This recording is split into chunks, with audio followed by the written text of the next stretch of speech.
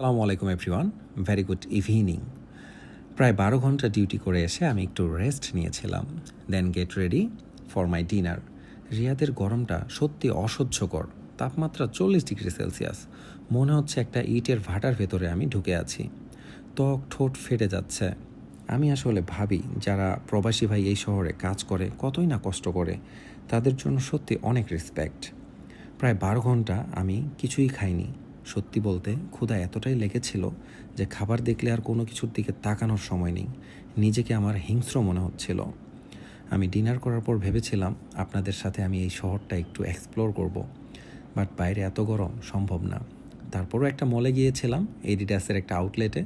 But very funny, এখানে অনেক offer চলে, কিন্তু যেটা পছন্দ হবে সেটার সাইজ মিলবে না।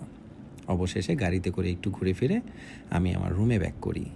দেন ফ্রেশ হয়ে এটা এখন ঘুমানোর সময়। আপনারাও আপনাদের ফোনটা এখন পাশে রাখুন, একটু আরামসে ঘুমান। কালকে আবার আমরা একটা নতুন দিন শুরু করব। Good night.